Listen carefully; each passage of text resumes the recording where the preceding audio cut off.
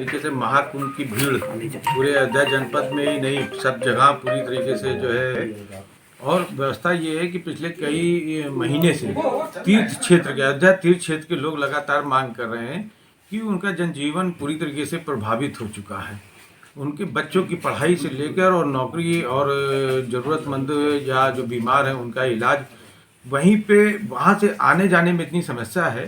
प्रशासन को चाहिए कि कम से कम एक पैसेज अयोध्या तीर्थ क्षेत्र के लोगों का सुनिश्चित करा दें, चाहे वो गली के माध्यम से, जहाँ से गाड़ियाँ घोड़ा और उनकी व्यवस्था, व्यापारियों का व्यापार, वो कम से कम वहाँ तक पहुँच जाए, शहर से लेके वहाँ तक चला जाए, शहर के लोग आ जा सकें और साधारण रूप से आवागमन हो पावे, वो सुनिश्चित कराना बहुत ज़रूरी है।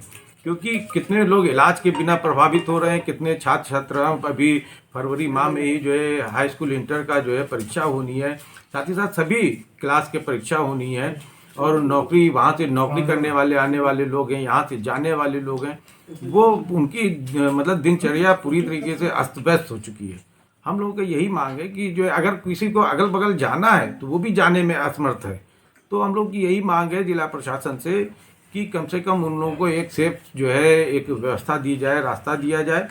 आज की डेट है, शादी ब्याह का समय है, व्यापार का समय है, आपूर्ति इतनी लाखों लाख लोग आ रहे हैं लगातार। ये पूरा फरवरी माह चलना, फरवरी माह क्या पूरे वर्षों चलना है, लगातार चलना है। भगवान राम का भव्य मंदिर बना हुआ है, लोग दर्शनार्थी आने हैं, श्रद्धालु लगातार बढ़ते जा रहे हैं।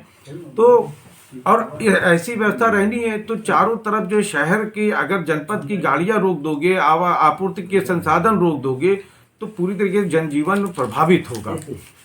जो कहीं जा रहा है वो लौट नहीं पा रहा है। कम से कम आधार नंबर देखकर, अगर वो लोकल है, अयोध्या और फैजाबाद का रहने वाला है, तो उसको आने जाने की व्यवस्था हो। यहाँ की जो गाड़ियाँ आपूर्ति वाली हैं, जो निर्माण कार्य हेतु हैं, उनको आने दिया जाए। सरकारी गाड़ियाँ तो चलो आ जाती हैं या उनके ऊपर असर नहीं पड़ता है, लेकिन यहाँ के व्यापारियों का, यहाँ के रहने वालों पे इसका बहुत बुरी तरीके से असर पड़ा है। तो हमारी मांग यही है जिला प्रशासन से और सरकार से कि ऐसी कुछ व्यवस्था करें कि जिससे कि आवागमन सुनिश्चित हो सके, सुचारू रूप से चल सके। ज्ञापन आप देंगे इसके लिए? ये हम लोग कमिश्नर महोदय से बृहस्पतिवार को मिलेंगे और आईजी महोदय से भी जो है मिलेंगे शीघ्र, जो है कि जिससे कि हम लोग का एक प्रतिनिधिमंडल कि यहाँ की जो अवस्था फैली है वो दूर हो सके और श्रद्धालुओं के लिए भी आवागमन के लिए जो चारों तरफ से जो रास्ते हैं उनको भी खोला जाए, उनको भी चलाया जाए, व्यवस्था दी जाए कि जिससे कि एक मार्ग पर या जगह जगह जो जाम लग रहा है और सारी गलियां ई रिक्शाओं से जो है या वैसी गाड़ियों से जो है पट्टी पड़ी हुई है, तो लोग निकलेंगे कैसे, आएंगे कैसे, जाएंगे कैसे, खाएंगे कैसे, उनकी भी व्यवस्था देना सरकार का ही काम है, प्रशासन का ही काम है। व्यापारी पीड़ित हो रहे हैं, इसके बारे में क्या? कि ही सबकी पीड़ा है, वही व्यापारियों की भी पीड़ा है। और जिस तरीके से जो है अभी देखने को मिला, जो एक अधिकारी के द्वारा व्यापारी को मारा गया।